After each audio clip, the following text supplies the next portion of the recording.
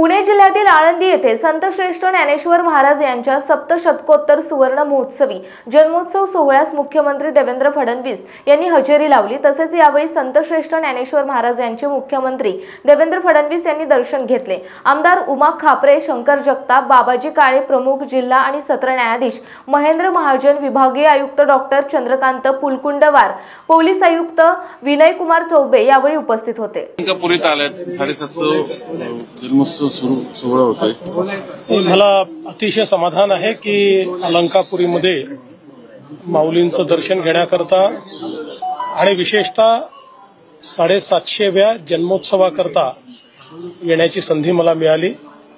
आपल्याला कल्पना आहे की ज्ञानेश्वर माऊलींनी आपल्या वारकरी संप्रदायाचा एक प्रकारे पायवा रचला आणि आपण असं मानतो की तुकाराम महाराजांनी त्याच्यावर कळस चढवला। त्यामुळे हे अतिशय महत्वाचं अशा प्रकारचं वर्ष आहे। या सर्व आमच्या संतांचं, सत्पुरुषांचं जे काही त्यांचे विचार आहेत ते समाजामध्ये रुजले पाहिजेत, कारण ते कालजयी अशा प्रकारचे विचार आहेत।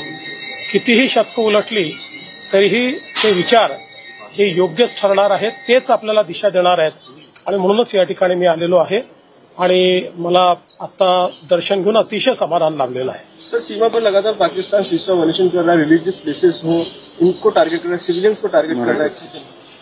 असं आहे की आपल्याला सगळ्यांना माहिती आहे पाकिस्तान एक आतंकवादी राष्ट्र आहे। त्यांनी आतंकवादाचंच नेहमी समर्थन केलं आहे, पण आता भारत थांबणार नाही।